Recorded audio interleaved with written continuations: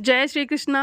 राधे राधे दोस्तों आज की इस वीडियो में आप सुनेंगे ज्येष्ठ मास में प्रतिदिन सुनी जाने वाली महापुण्य देने वाली 5 कथाएं। तो आइए श्री हरि विष्णु का ध्यान करके कथा को प्रारंभ करते हैं। तो सबसे पहले विनायक जी की कहानी सुनते हैं। एक गांव में एक माँ बेटी रहती थी। एक दिन वो बेटी अपनी माँ से कहने लगी कि माँ, गांव के सब लोग गणेश मेला देखने के लिए जा रहे हैं, मैं भी मेला देखने के लिए जाऊंगी। वो जिद करने लगी। तब उसकी माँ ने कहा कि बेटी, वहाँ भीड़ बहुत होगी, कहीं गिर जाओगी तुम तो तुम्हें चोट लग जाएगी। लड़की ने माँ की एक बात भी नहीं सुनी और मेला देखने के लिए वहाँ चल पड़ी। जब उसकी माँ ने ये देखा कि उसकी बेटी उसकी बात नहीं मान रही है, तो माँ ने बेटी को 2 लड्डू दिए और एक घंटी में पानी दे दिया। और माँ ने अपनी बेटी से कहा कि बेटी, ये लड्डू तुम गणेश जी को खिला देना और थोड़ा सा पानी गणेश जी को पिला देना। दूसरा लड्डू तुम खा लेना और बचा हुआ तुम पानी पी लेना। लड़की अब मेला देखने के लिए चली गई। मेला जब खत्म हुआ तो मेला खत्म होने पर सभी गांव वाले वापस अपने घर को आ गए, लेकिन लड़की वापस नहीं आई। लड़की मेले में गणेश जी के पास बैठ गई और कहने लगी कि हे गणेश जी, एक लड्डू और पानी तुम्हारे लिए और बचा हुआ एक लड्डू और बचा हुआ बाकी पानी मेरे लिए है। इस प्रकार कहते कहते लड़की को वहाँ गणेश जी के पास बैठे मेले में सारी रात बीत गई। अब ये देखकर गणेश जी सोचने लगे कि अगर मैंने एक लड्डू और पानी नहीं पिया तो ये लड़की अपने घर को नहीं जाएगी। और ये बात सोचकर गणेश जी एक लड़के के वेश में उस लड़की के सामने आए और उससे एक लड्डू लेकर खा लिया और थोड़ा सा पानी भी पी लिया। और फिर उस लड़की से कहने लगे कि मांगो, तुम क्या मांगती हो। तब लड़की अपने मन में सोचने लगी कि मैं क्या मांगूं, अन्न मांगूं या धन मांगूं, या फिर अपने लिए अच्छा सा वर मांगूं, या फिर खेत मांगूं या महल मांगूं। वो मन ही मन ये सोच ही रही थी। तभी गणेश जी उसके मन की बात को जान गए। वो लड़की से बोले कि तुम अपने घर को जाओ और तुमने जो भी अपने मन में सोचा है वो तुम्हें सब मिलेगा। अब उस लड़की की ये बात सुनकर वो लड़की अपने घर को पहुंची। घर गई तब उसकी माँ ने उससे पूछा कि तुझे इतनी देर कैसे हो गई। तब उस लड़की ने अपनी माँ को बताया कि माँ, आपने जैसा कहा था मैंने मेले में जाकर वैसा ही किया। लड़की अपनी माँ से बात कर ही रही थी कि देखते ही देखते जो भी लड़की ने अपने मन में सोचा था वो सब कुछ उसके घर में हो गया, वो सब कुछ उसे मिल गया। हे विनायक जी महाराज, जैसे आप उस लड़की पर कृपा किए वैसे ही आप अपने सभी भक्तों पर कृपा करना। जो भी आपकी इस कथा को सुने और सुनाए और हुंकारा भरे, उन सभी की मनोकामनाएं पूर्ण करना। बोलिए विनायक जी महाराज की जय। एक बार की बात है, एक बहुत ही छोटा सा गांव था। उस गांव में एक साहूकार दंपति अपने बेटे, बहू और एक बेटी के साथ रहा करते थे। साहूकार दंपति के बेटे की बहू जेठ के महीने में हर साल स्नान करने के बाद केले के पेड़ को सींचा करती थी। जब केले के पेड़ को सींचने के लिए और पूजा करने के लिए वो जाती तो वो अपनी कुंवारी नंद को भी अपने साथ लेकर जाती थी। जब बहू केले के पेड़ को सींचती और उसकी पूजा करती तो वो अपने मन ही मन भगवान से ये कहती कि भगवान, अगर मुझे बेटा हो जाए तो मैं आपके साथ अपनी कुंवारी नंद का ब्याह करा दूं। उस भाभी ने पूरे जेठ मास में केले के पेड़ की पूजा करती, उसे सींचती और यही विनती करती।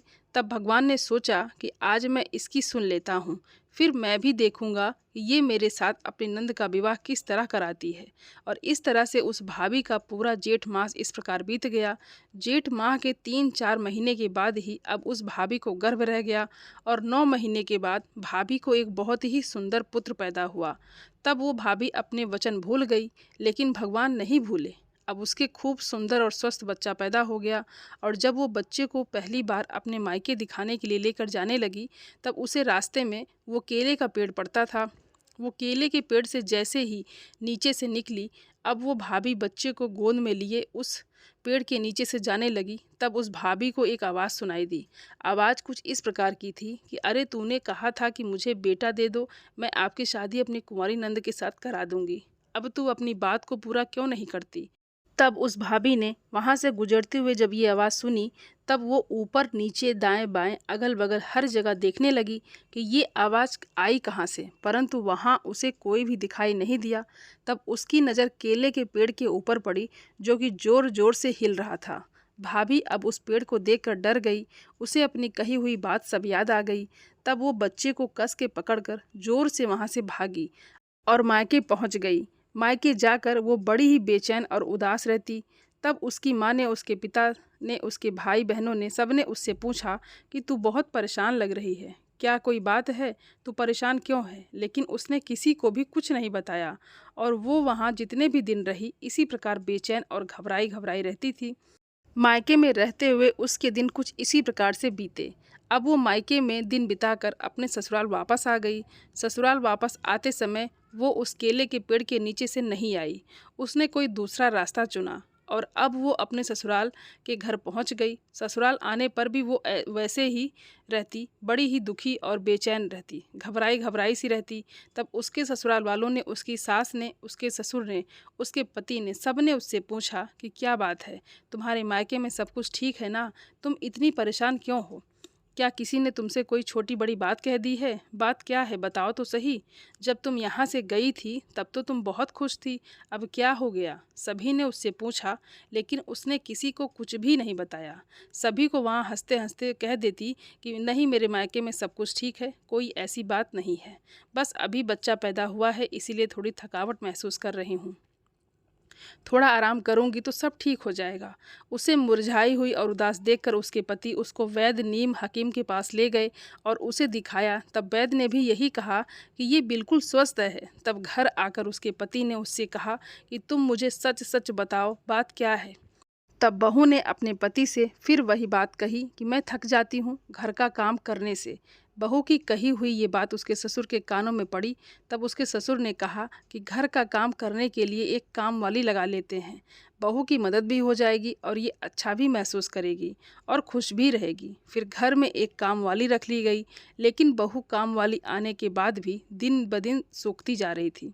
तब एक दिन की बात है, घर के दरवाजे पर एक बहुत ही सुंदर नवयुवक आया। उसने साहूकार दंपति को प्रणाम किया और उनसे कहा कि मैं आपकी बहू का मुंहबोला भाई हूँ। तब साहूकार ने अपनी बहू को बुलाया और कहा कि बहू, तुम्हारा कोई मुंहबोला भाई आया है। ये सुनकर वो बहू दरवाजे पर गई और उस नवयुवक को देखकर वो उससे कहने लगी कि तुम कौन हो, मेरा तो कोई मुंहबोला भाई नहीं है।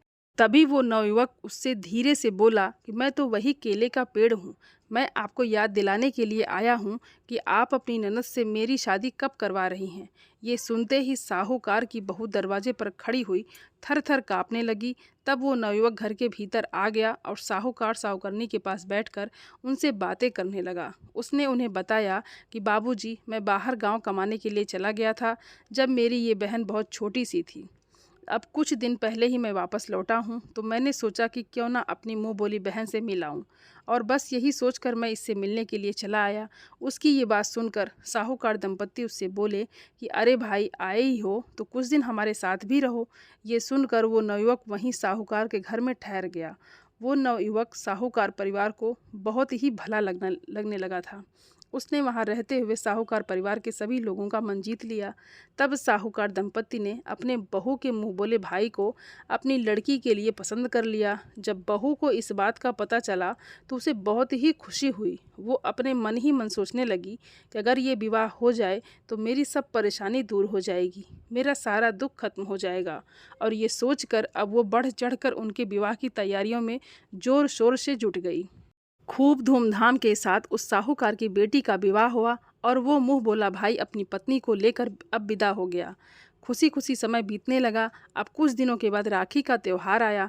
तब साहूकार दंपति अपने बेटे और बहू से कहने लगे, रक्षाबंधन का त्यौहार आने वाला है, तुम दोनों ऐसा करो, राखी बंधवाने के लिए तुम बहन के घर चले जाना, उससे राखी भी बंधवा आना और उससे मिल भी आना। तब साहूकार के बेटे ने ये सुनकर गर्दन हिलाई और कहा कि ठीक है बाबूजी, आप जैसा कहते हैं हम वैसा ही करेंगे। लेकिन जब इस बात का साहूकार के बेटे की बहू को पता चला तो उसके पाँव के नीचे से ज़मीन खिसक गई और अब वो तो सोच में पड़ गई कि कैसे मुँह बोला भाई, कैसा घर, मैं अपने पति को लेकर कहाँ जाऊंगी। और उसी समय वो घर से बाहर निकली और दौड़ी दौड़ी उसी केले के पेड़ के पास आकर रुकी और बोली कि हे भगवान, आपने मेरी नंद से विवाह किया है, अब मेरे सास ससुर कह रहे हैं कि पहली राखी है, पहली राखी पर राखी बंधवाने के लिए बहन के ससुराल चले जाना। अब हे भगवान, आप ही बताओ मैं अपने पति को लेकर कहाँ जाऊँ। तभी वहाँ एक आकाशवाणी हुई। आकाशवाणी ने कहा कि तुम अपने पति को रक्षाबंधन के दिन इसी पेड़ के पास लेकर आ जाना, सब सही हो जाएगा। लेकिन तुम सवा पहर के लिए ही यहाँ ठहरना, इससे ज़्यादा देर यहाँ मत रुकना। तुम अपने घर वापस चली जाना। सवा पहर होने से पहले ही उस आकाशवाणी को सुनने के बाद उस बहू को बड़ी खुशी हुई और वो प्रसन्न मन से अपने घर आई। जब रक्षाबंधन का दिन आया तब रक्षाबंधन के दिन वो साहूकार के बेटे की बहू अपने बच्चे और पति को लेकर उसी केले के पेड़ के पास पहुंच गई। वहां पहुंचकर उसने देखा कि केले के पेड़ की जगह एक बहुत ही सुंदर महल नुमा मकान था और वहां खूब सारे नौकर चाकर लगे हुए थे। ये देखकर वो साहूकार के बेटे की बहू बड़ी ही आश्चर्यचकित हुई और सोचने लगी कि वो नवयुवक जो कि मेरा मुँहबोला भाई था और मेरी ननद कितनी अच्छी ज़िंदगी जी रहे हैं। तभी साहूकार की बेटी उस महल से बाहर निकली। जैसे ही उसने अपनी भाभी को देखा उसके गले लग गई और भाभी से कहने लगी कि भाभी, आपने जेठ के महीने में जो केले के पेड़ को सींचा था उसका मुझे बहुत ही अच्छा फल मिला है। और फिर खुशी खुशी उस बहन ने अपने भाई, भाभी और भतीजे को राखी बांधी और फिर उस भाभी ने भी अपने मुँहबोले भाई को राखी बांधी।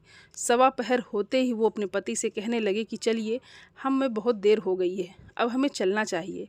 बहन बेटी के घर ज़्यादा देर रुकना अच्छा नहीं होता है। लेकिन उसके पति ने उसकी बात नहीं मानी। वो अभी अपनी बहन के घर और रुकना चाहता था, उसका अभी वापस जाने का मन नहीं था। तब वो भाभी अर्थात साहूकार के बेटे की बहू अपने पति से बोली कि हमारा बच्चा बहुत परेशान हो रहा है, हमें चलना चाहिए। अब वो साहूकार का बेटा और बहू अपनी बहन से विदा लेकर अपने घर की ओर चल दिए। अभी वो महल से निकलकर थोड़ी दूर ही गए थे कि तभी वो साहूकार का बेटा कहने लगा कि मेरी छतरी बहन के घर पर ही रह गई है, चलो वापस लेकर चलते हैं। तब वो बहू कहने लगे कि नहीं, छतरी ही तो है, फिर किसी दिन ले लेंगे, बार बार जाना अच्छा नहीं है, जब दोबारा कभी आएंगे तब उनसे हम अपनी छतरी ले लेंगे। लेकिन वो साहूकार का लड़का नहीं माना और वो वापस चल दिया। जब वो उस स्थान पर पहुंचा तो वहां उसने देखा कि वहां महल नहीं था, वहां उजाड़ जगह और एकमात्र केले का पेड़ ही था जिस पर उसकी छतरी लटकी हुई थी। उसको ये देखकर बड़ा ही आश्चर्य हुआ। उसने अपनी पत्नी से कहा कि तेरे मुँह बोले भाई का घर कहाँ गया? एक ही क्षण पहले यहाँ सब कुछ था और दूसरे ही क्षण में सारे ठाट बाट कहाँ गायब हो गए? तू मुझे सच सच बता दे, कहीं तूने मेरी बहन की शादी किसी भूत प्रेत से तो नहीं करवा दी है? तब वो बहू डरती हुई साहूकार के बेटे से बोली कि आप घर को चलिए, मैं घर चलकर आपको सारी बात सच सच बता दूंगी। और फिर वो दोनों अपने घर की ओर चले। घर पहुंचकर उसने अपने पति से कहा कि माँ और बाबूजी को भी अंदर बुला लो। तब उसके सास ससुर और पति वहीं उसके पास खड़े हो गए। तब उसने सारी बात सच सच अपने सास ससुर और पति को बताई और कहा, मैंने जेठ के मास में पूरे श्रद्धा भाव के साथ केले के पेड़ को सींचा था और मैंने मन ही मन उनसे इस प्रकार से कहा था कि आपकी बेटी की शादी किसी और से नहीं, भूत प्रेत से नहीं, भगवान से हुई है। बहू के मुंह से ये बात सुनकर उसके पति, सास ससुर बड़े ही खुश हुए। हे जेठ मास के देवता, जैसे फल आपने केले के पेड़ को सींचने का उस साहूकार के बेटे की बहू को दिया, वैसे ही फल सबको देना। इस कहानी को कहने वाले, सुनने वाले और हुंकारा भरने वाले सभी पर अपनी कृपा करना। बोलिए विष्णु भगवान की जय। आइए अब सुनते हैं ज्येष्ठ मास की तीसरी कथा। प्राचीन काल में एक लड़की थी जिसका नाम था वृंदा। राक्षस कुल में उसका जन्म हुआ था। वृंदा बचपन से ही विष्णु भगवान की परम भक्त थी। बड़े ही प्रेम भाव से भगवान की वो पूजा पाठ किया करती थी। जब वो कुछ बड़ी हुई तो उसका विवाह राक्षस कुल में जन्म दानव राज जालंधर से हो गया। जालंधर समुद्र से उत्पन्न हुआ था। वृंदा बड़ी ही पतिव्रता स्त्री थी। वो सदा अपने पति की सेवा में लीन रहा करती थी। एक बार देवताओं और दानवों के बीच में युद्ध हुआ। जब जालंधर युद्ध पर जाने लगा तो वृंदा ने उससे कहा कि स्वामी, आप युद्ध पर जा रहे हैं, आप जब तक युद्ध में रहेंगे मैं पूजा पाठ में बैठकर आपकी जीत के लिए अनुष्ठान करूंगी और जब तक आप वापस नहीं आ जाते मैं अपना ये संकल्प नहीं छोड़ूंगी। जालंधर तो युद्ध में चले गए और वृंदा व्रत का संकल्प लेकर पूजा में बैठ गई। उनके व्रत के प्रभाव से देवता भी जालंधर को ना जीत सके। सारे देवता जब हारने लगे तो भगवान विष्णु जी के पास पहुँचे। सभी ने भगवान से प्रार्थना की। तब भगवान कहने लगे कि वृंदा मेरी परम भक्त है, मैं अपने भक्त के साथ छल नहीं कर सकता। फिर देवता बोले कि भगवान, दूसरा कोई उपाय भी तो नहीं है, अब आप ही हमारी मदद कर सकते हैं। तब देवताओं की सहायता के लिए भगवान ने जालंधर का रूप रखा और वृंदा के महल में पहुंच गए। जैसे ही वृंदा ने अपने पति को देखा, तुरंत ही पूजा पाठ से उठ गई और उनके चरण को छू लिया। जैसे ही उनका संकल्प टूटा, युद्ध में देवताओं ने जालंधर को मार दिया और उसका सिर काट कर अलग कर दिया। उनका सिर वृंदा के महल में जाकर गिरा। जब वृंदा ने ये देखा कि मेरे पति का सिर तो कटा पड़ा है, फिर ये जो मेरे सामने खड़े हैं ये कौन है? तब वृंदा ने जालंधर का रूप लिए हुए अपने सामने खड़े हुए भगवान विष्णु से पूछा कि आप कौन हैं जिसका स्पर्श मैंने अभी किया। तब भगवान अपने रूप में आ गए, पर वे कुछ बोल ना सके। वृंदा सारी बात समझ गई। उन्होंने भगवान को श्राप दिया कि आप पत्थर हो जाओ। भगवान तुरंत पत्थर हो गए। सभी देवता हाहाकार करने लगे। लक्ष्मी जी रोने लगी और प्रार्थना करने लगी। तब वृंदा जी ने भगवान को वापस वैसा ही कर दिया और अपने पति का सिर लेकर वे सती हो गई। सती होने पर वृंदा की जो राख थी, उस राख से एक पौधा निकला। तब भगवान विष्णु जी ने कहा कि आज से इनका नाम तुलसी है और मेरा एक रूप इस पत्थर के रूप में रहेगा, जिसे शालिग्राम के नाम से तुलसी जी के साथ ही पूजा जाएगा और मैं बिना तुलसी जी के प्रसाद स्वीकार नहीं करूँगा। तभी से तुलसी जी की पूजा सभी लोग करने लगे और तुलसी जी का विवाह शालिग्राम जी के साथ कार्तिक मास में किया जाता है। भगवान विष्णु वृंदा से बोले कि हे वृंदा, तुम अब मुझे लक्ष्मी जी से भी अधिक प्रिय हो गई हो। अब तुम तुलसी के रूप में सदा मेरे साथ रहोगी। जो भी मनुष्य मेरे शालिग्राम रूप के साथ तुलसी जी का विवाह करेगा, उसे इस लोक और परलोक में विपुल यश प्राप्त होगा। जिस घर में तुलसी होती है, वहाँ यम के दूत असमय नहीं आ जा सकते। गंगा व नर्मदा के जल में स्नान और तुलसी जी का पूजन बराबर माना जाता है। चाहे मनुष्य कितना भी पापी क्यों ना हो, मृत्यु के समय जिसके प्राण मंजरी रहित तुलसी और गंगा जलमुख में रख कर निकल जाते हैं, वो पापों से मुक्त होकर बैकुंठ धाम को प्राप्त होता है। जो मनुष्य तुलसी और आंवले की छाया में अपने पितरों का श्रवण करता है, उसके पितृ मोक्ष को प्राप्त हो जाते हैं। सभी बोलिए तुलसी माता की जय। आइए अब जेठ मास की चौथी कहानी सुनते हैं। आपने भगवान श्री कृष्ण की अनेक कथाओं और लीलाओं का श्रवण किया होगा। वेदांत रस के माध्यम से आज मैं आपको भगवान श्री कृष्ण के प्रिय भक्त सदना की प्रचलित कथा सुनाती हूँ। कथा के अनुसार एक कसाई भगवान शालिग्राम का भक्त था। उसका नाम सदना था। सदना बहुत ही ईमानदार और भोला था। वो हमेशा भगवान का नाम लेता रहता था और उनका कीर्तन किया करता था। यहाँ तक कि जब वो मांस काटता और मांस को बेचता, तब भी भगवान के नाम का गुणगान करता रहता था। ऐसे ही एक दिन की बात है, कसाई सदना भगवान का नाम लेते हुए अपनी मस्ती में कहीं जा रहा था। तभी अचानक से उसे अपने पैरों में पत्थर का स्पर्श महसूस हुआ। जब उसने नीचे देखा तो वहाँ एक काला पत्थर था। सदना कसाई ने उस पत्थर को ये सोचकर वहाँ से उठा लिया कि वो उस पत्थर को अपनी दुकान पर ले जाकर उससे मांस का वजन करेगा। अगले दिन से कसाई उस पत्थर से मांस तोलने लगा। जो भी आता वो उसी पत्थर से मांस तोलकर उसे देता। ये कोई मामूली पत्थर नहीं था। इस पत्थर की एक खास बात तो ये थी कि वो जितना भी वजन करना चाहता, वो काला पत्थर भी उतने ही वजन का हो जाता। समय के साथ साथ उस काले पत्थर की लोकप्रियता धीरे धीरे पूरे गांव में फैलने लगी। अब जब भी सदना को मांस तोलना होता, वो पत्थर उतने ही वजन का हो जाता। अगर सदना को 1 किलो मांस तोलना होता तो वो पत्थर 1 किलो का ही हो जाता, और यदि उसे आधा किलो का तोलना होता तो वो आधा किलो का हो जाता था। इस असाधारण पत्थर को देखने के लिए दूर दूर से लोग अब आने लगे। सदना की दुकान पर अब भीड़ बढ़ने लगी। भीड़ बढ़ने की वजह से कसाई सदना की मांस में बिक्री भी बढ़ गई। फिर एक दिन धीरे धीरे ये बात एक ज्ञानी ब्राह्मण के पास पहुंची। लेकिन ब्राह्मण ऐसे जगह पर जाना तो नहीं चाहता था जहां पर मांस की बिक्री होती हो। लेकिन असाधारण और चमत्कारी उस पत्थर को देखने की जिज्ञासा उस ब्राह्मण को उस कसाई की दुकान पर लेकर चली गई। वहां पर पहुंचकर उस ब्राह्मण ने दूर से ही सदना कसाई को मांस तोलते हुए देखा और उसने देखा कि किस प्रकार से वो पत्थर आवश्यकता के अनुसार अपना वजन परिवर्तित कर लेता था। ये देखकर वो ब्राह्मण एकदम आश्चर्यचकित हुआ। ये देखकर ब्राह्मण सदना कसाई के पास गया तो सदना ब्राह्मण को देखकर बहुत ही आश्चर्यचकित हुआ और साथ ही सदना ब्राह्मण को अपनी दुकान पर देखकर बड़ा ही प्रसन्न भी हुआ। फिर सदना ने ब्राह्मण का नरम भाव से स्वागत किया और ब्राह्मण को बैठने के लिए कहा। फिर सदना ने उस ब्राह्मण से उसके दुकान पर आने का उससे कारण पूछा। तब ब्राह्मण ने उसे बताया कि वो उस काले पत्थर को देखने के लिए आया है। ब्राह्मण ने बताया कि सदना ये कोई मामूली पत्थर नहीं है, ये भगवान शालिग्राम जी हैं। और फिर ब्राह्मण सदना पर क्रोधित होते हुए उसे कहते हैं कि सदना, भगवान शालिग्राम जी को मांस के साथ रखना बड़ा ही पाप है। सदना बहुत ही सरल और भोले स्वभाव का इंसान था। ब्राह्मण की ये बात सुनकर उसको लगा कि वो अनजाने में बहुत बड़ी गलती कर रहा था। अब सदना उस ब्राह्मण से क्षमा मांगते हुए उसे कहता है कि आप तो ब्राह्मण हैं, ये शालिग्राम जी आप अपने साथ लेकर चले जाएं और उनकी पूजा अर्चना करें। ये कहकर सदना ने उस पत्थर को उस ज्ञानी ब्राह्मण को दे दिया।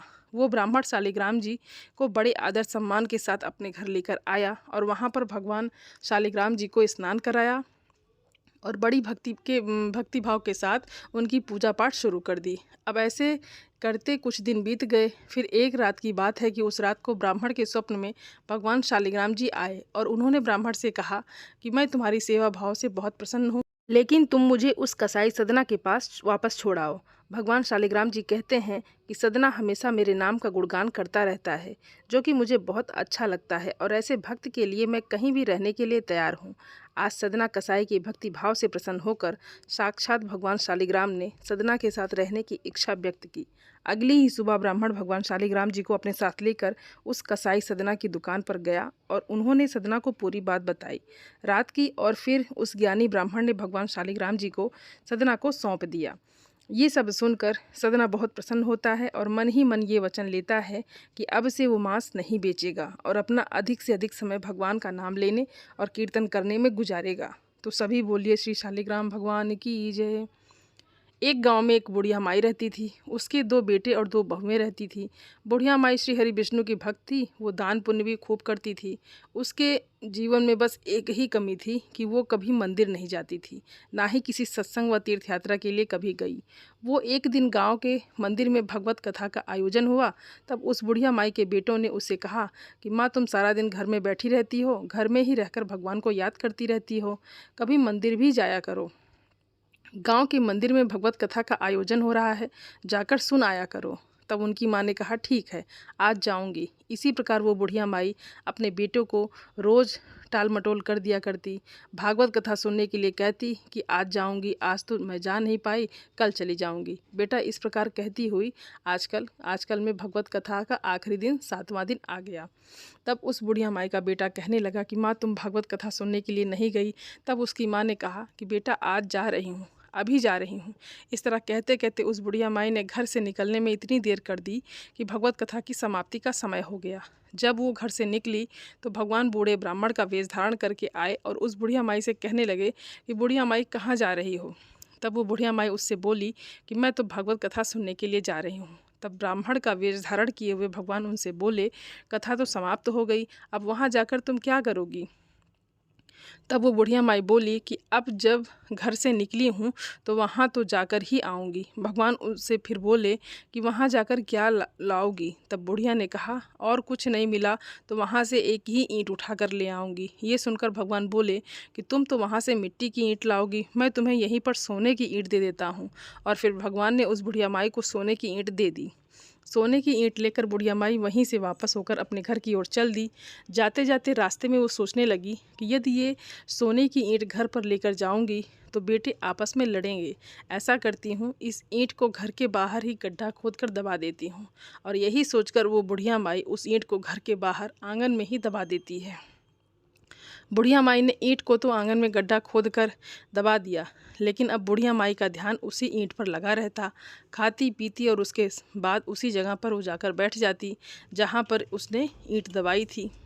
माँ की ये प्रतिक्रिया देखकर उसके बेटे उससे बोले कि माँ, तुम सारा दिन सारा घर छोड़कर इस स्थान पर आकर क्यों बैठती हो। तब बुढ़िया माई ने उनसे कहा कि बस ऐसे ही बैठ जाती हूँ, यहाँ पर आकर आते जाते को देखती रहती हूँ। ऐसे में थोड़ा सा मन भी लगा रहता है और मेरा समय भी बीत जाता है। और इस प्रकार थोड़े ही समय के बाद वो बुढ़िया माई मर गई। उस बुढ़िया माई को लेकर यमराज के दूत धर्मराज जी के पास लेकर गए। वहाँ पहुंचकर ये विचार होने लगा कि इस बुढ़िया माई को किस योनि में भेजें। सोच विचार करने के बाद बुढ़िया माई के जीव को कुतिया में डाल दिया गया। कुतिया का जन्म लेने के बाद वो उसी जगह पर जाकर बैठ जाती जहाँ पर कि वो सोने की ईंट दबी थी। बेटे बहुओं ने कहा कि पहले तो हमारी माँ यहीं बैठी रहती थी और अब ये कुतिया बैठ जाती है आकर, इसे यहाँ से भगाना होगा, नहीं तो ये किसी को काट लेगी। और यही सोचते हुए बुढ़िया के छोटे बेटे ने एक डंडा हाथ में लिया और उस कुतिया को दे मारा। डंडे की चोट इतनी अधिक और इतनी गहरी थी जिससे कि वो सहन नहीं कर सकी और वहीं कुतिया मर गई। मरने के बाद यमराज के दूत उसे फिर धर्मराज जी के पास लेकर गए और इस बार धर्मराज जी ने उसे सर्प की योनि में सर्प बनाकर उसी स्थान पर पहुंच गई जहां पर कि वो सोने की ईंट दबी हुई थी। उसी जगह चारों तरफ वो घूमती रहती। अब सांप को देखकर उन दोनों बेटों ने आपस में कहा कि यहाँ पहले तो हमारी माँ बैठी रहती थी, फिर कुतिया बैठती, अब ये सांप बैठा रहता है, इसे यहाँ से भगाना होगा, नहीं तो ये हमें ही डस लेगा। एक बेटे ने डंडा उठाया और उस सांप को दे मारा। डंडे की चोट से वो सांप मर गया और मरने के बाद यम के दूत उसे धर्मराज जी के पास लेकर गए। उसे देखकर धर्मराज के दूत बोले कि महाराज ये तो फिर से आ गई। बार धर्मराज जी ने उसे कीड़ी नगरे के रूप में वहीं स्थापित कर दिया जहाँ पर कि वो सोने की ईंट दबी हुई थी। आंगन में कीड़ी नगरा होने से बहू बेटे बड़े ही परेशान हो गए। अब कीड़ी नगरा होने के कारण घर के आंगन में वो बेटा बहू ना तो अपना खाना बना सकते थे और ना ही वहाँ बैठकर खा सकते थे। परेशान होकर उन्होंने भगवान से ये प्रार्थना की कि हे भगवान, ये क्या माजरा है। तब भगवान बूढ़े साधु का वेश धारण कर उनके घर के बाहर दरवाजे पर आकर उन्हें आवाज़ लगाई कि मैं भूखा हूँ, मुझे भोजन दो। वो बेटे बाहर आए और बोले कि महाराज हम तो खुद भी भूखे हैं, घर में कीड़ी नगरे का वास हो गया है जिसके कारण ना तो भोजन हम बना पाते हैं और ना ही खा पाते हैं और ना ही सो पा रहे हैं। महाराज आप ही कोई उपाय बताइए। साधु वेशधारी भगवान उन दोनों बेटों से बोले कि तुम कुदाल ला कर दो। फिर एक बेटा कुदाल लेकर आया और साधु को दे दी। कुदाल से उस स्थान को खोदा गया जहाँ पर कि वो सोने की ईंट दबी हुई थी। उन साधु विषधारी भगवान ने उस सोने की ईंट को निकाला और उसके 2 टुकड़े किए। दोनों भाइयों को एक एक टुकड़ा दे दिया और फिर उन दोनों बेटों से बोला कि तुम दोनों इस ईंट से अपनी माँ के नाम से धर्म पुण्य किया करो। ये कहकर साधु वहाँ से चले गए। ईंट पाकर दोनों बेटे आपस में झगड़ने लगे। एक ने कहा कि तू कर माँ के नाम का धर्म पुण्य, दूसरे ने कहा कि तू कर धर्म पुण्य। और इस प्रकार दोनों बेटों में से किसी ने भी अपनी माँ के नाम पर कोई धर्म पुण्य नहीं किया, जिसके कारण कीड़ी नगरा वहीं पर रहा। उसकी वजह से उनका घर में रहना अब दुर्लभ हो गया। ना खाना बन पाए, ना खाना वो लोग खा पाए और ना ही सो पाए। भगवान साधु वेश में उनके घर फिर से आए और भोजन के लिए उन्हें पुकारा। बुढ़िया माई के दोनों बेटे बाहर आए और बोले कि महाराज हमारे घर की हालत तो वैसी की वैसी है। ये सुनकर साधु महाराज ने कहा कि जाओ वो सोने की ईंट लेकर आओ जो मैंने तुम दोनों को दी थी।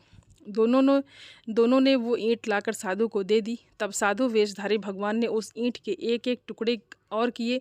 दोनों को देखकर वो टुकड़ी बोले कि इनको बेचकर जो धन तुम्हें मिले उसे अपनी माँ के नाम से दान पुण्य करो। इस कीड़ी नगरे पर दाना डालो, ऊपर से शक्कर का आटा डालो। ऐसा नहीं करोगे तो तुम्हारी माँ को मुक्ति नहीं मिलेगी और ये कीड़ी नगरा ऐसे ही तुम्हारे घर में सदा बना रहेगा। तब दोनों बेटों ने अपनी माँ के निमित्त दान पुण्य किया, कीड़ी नगरे पर शक्कर आटा डाला। देखते ही देखते कीड़ी नगरा वहाँ से चला गया। बुढ़िया माई की मुक्ति हो गई और वो अपने बेटे बहुओं को आशीर्वाद देते हुए प्रभु के धाम को चली गई। उसे मुक्ति मिल गई। जब भी कोई पीड़ा सताए, घर में आर्थिक संकट आए, घर परिवार में धन की बरकत नहीं होती हो, तो कीड़े नगरे पर नियमित रूप से दाना और शक्कर मिलाकर आटा डालें। इससे आपके घर में धन आने के समस्त रास्ते खुल जाएंगे। बोलिए विष्णु भगवान की जय। दोस्तों, उम्मीद करती हूँ ये वीडियो आप सभी लोगों को बहुत अच्छी लगी होगी और आप सभी सनातनी भाई बहनों से मेरा विनम्र निवेदन है, मेरे चैनल को सब्सक्राइब ज़रूर कर लें और वीडियो को लाइक और अपने फैमिली फ्रेंड के साथ शेयर ज़रूर करें। आप सभी को जय श्रीमन नारायण। धन्यवाद दोस्तों।